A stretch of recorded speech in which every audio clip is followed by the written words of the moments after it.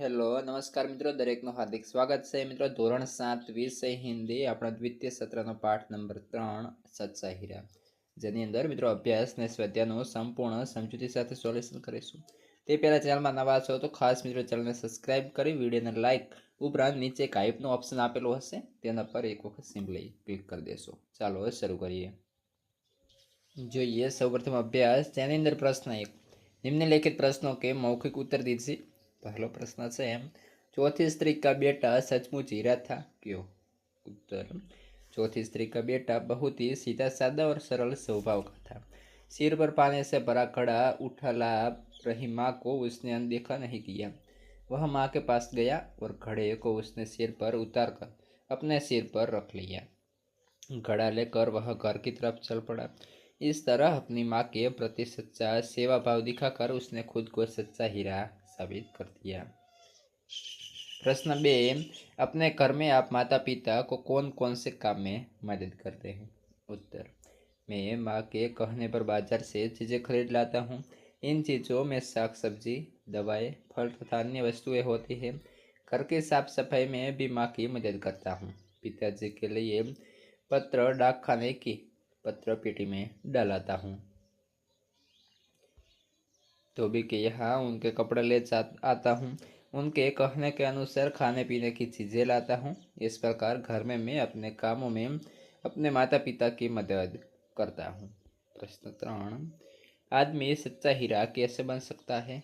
उत्तर, आदमी में ज्ञान गुण होना अच्छी बात है, उसका वीर होना भी प्रशंसनीय है, लेकिन यदि उसका ज्ञान आचरण में नहीं उतरता तो वह व्यर्थ है। कोरा ज्ञान किसके उपयोग में नहीं आता। अपने ज्ञान और गुण को कर्म में उतर कर ही उन्हें सफल बनाया जा सकता है। इस प्रकार कर्म करके, बड़ों की सेवा और जरूरतमंदों की मदद करके ही आदमी सच्चा हीरा बन सकता है। प्रश्न 2, निम्नलिखित शब्दों के बाद में तुरंत आने वाला शब्द का अर्थ शब्दकोश में से ढूंढकर लिखिए। जो ये सर्वप्रथम, बपोती बप्पा तो पिता, व्यथा तो व्यथातुर तो पीड़ित, नियति नियतेंद्रिय तो जितेंद्रिय, प्रतिभा प्रतिभाग तो उत्पादन कर, शौर्य शुल्क तो शुल्क संबंधी, रुचि तो रुचित मनचाहा, बांटना तो बांटा हिस्सा, क्षमा तो दयालु क्षमा करने वाला, उद्यान तो उद्यानिकी बाग बगीचे लगाने का काम, अमन अमनस्क अनमना। ત્યારબાદ પ્રશ્ન 3, કહાની की ચર્ચા करके છાત્રો से લેખન કરવાઈએ। તો અહીં મિત્રો સૌપ્રથમ આપણને તેના થોડા શબ્દો આપ્યા છે, તેના આધારે અહીંથી આપણે જે છે કહાનીની શરૂઆત કરીશું। સુખ કા રહસ્ય અથવા બીમારી કા ઇલાજ, આપણે જેને છે મિત્રો આ હું શીર્ષક આપી દઈશું, તમે પણ આપી શકો છો, આ બંનેમાંથી કોઈ પણ એક। चंद्रपुर इलाके के राजा कुंवर सिंह जी बड़े भाग्यवान थे। उन्हें किसी चीज़ की कमी नहीं थी। फिर भी एक बार वे बीमार पड़ गए। कई वैद्यों ने उनका इलाज किया, लेकिन कुंवर सिंह जी तो कुछ फायदा नहीं हुआ। राजा की बीमारी बढ़ती गई, सारे नगर में बात फैल गई।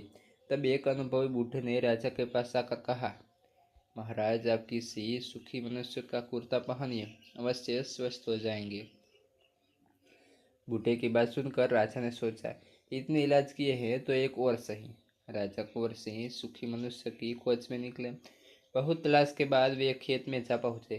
जेठ की धूप में एक किसान अपने काम में लगा हुआ था। राजा ने उससे पूछा, क्योंकि तुम सुखी हो? किसान ने विनय से कहा, ईश्वर की कृपा से मुझे कोई दुख नहीं है। यह सुनकर राजा अंग अंग पुलकित हो उठा। उस किसान का कुर्ता मांगने के लिए जो ही उन्होंने उससे शरीर की ओर देखा, उन्हें मालूम हुआ कि किसान सिर्फ धोती पहने हुए और उसके सारी देह पसीने से तर है। तुरंत राजा समझ गया कि कठिन श्रम करने के कारण ही यह किसान सुखी है। राजा ने आराम चैन छोड़कर परिश्रम करने का संकल्प किया। थोड़े दिनों में राजा की बीमारी दूर हो गई। सीख, श्रम से ही स्वास्थ्य प्राप्त होता है और सच्चा सुख मिलता है। मारा वहाला विद्यार्थी मित्रों, તમે આ જે વિડીયો જોઈ રહ્યા છો તેને થોડું આમ નીચે કરવાનું થશે અને આપણે ચેનલ જે છે મિત્રો ખાસ તેને સબસ્ક્રાઇબ કરી અને બાજુમાં જે હાઈપનું બટન આપેલું છે તેના પર એક વખત સિમ્પલી ક્લિક કરી દેવાનું છે। ક્લિક કરશો એટલે તમને જે હાઈપનું હોય એ ઓપ્શન આપશે, તેના પર તમારે એક વખત મિત્રો હાઈપ આપવાની થશે। ત્યારબાદ આગળ प्रश्न नंबर 4। निम्नलिखित अपूर्ण कहानी को अपने शब्दों में मौखिक एवं लिखित पूर्ण कीजिए। पुराने जमाने की बात है। कनकपुर देश के दरबारियों की ख्याति देश विदेश में फैली हुई थी। उनकी बुद्धि की प्रशंसा सुनकर दूसरे देश के दरबारी उनकी परीक्षा लेने के लिए आए। उसने एक हाथ में से असली फूलों की माला थी और दूसरे हाथ में नकली फूलों की माला थी। उसने दरबारियों से कहा, श्रीमान, क्या आप हाथ लगाए बिना बता सकते हैं कि इनमें से कौन सी माला असली फूलों की है? सभी दरबारी आश्चर्य में पड़ गए।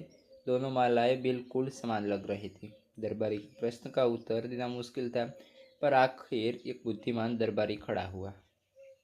त्याथी मित्रों आगळ આપણે શરૂ કરીશું। उसने कहा, इसमें कौन सी बड़ी बात है? इन दोनों मालाओं को शाम के उद्यान के एक पेड़ की डाल पर लटका दिया जाए। उस दरबारी की बात सुनकर वे मालाएं पेड़ की डाल पर लटका दी गई।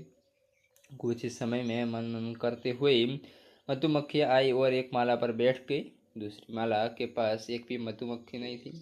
यह देखकर दरबारी ने कहा, जिस माला पर मधुमक्खियां बैठी वह असली फूलों की माला है, दूसरी नकली फूलों की माला है। उस दरबारी की बुद्धि की सबने प्रशंसा की। दूसरे देश के दरबारी ने भी कनकपुर के दरबारी का लोहा मान लिया। इससे कनकपुर के दरबार की ख्याति और भी बढ़ गई। प्रश्न 5। निम्नलिखित कहानी का सारांश लिखिए। જોઈશું। नंदनवन में एक छोटा सा तालाब था। तालाब के शीतल जल में राजहंस रहता था। वह बड़ा सुंदर था।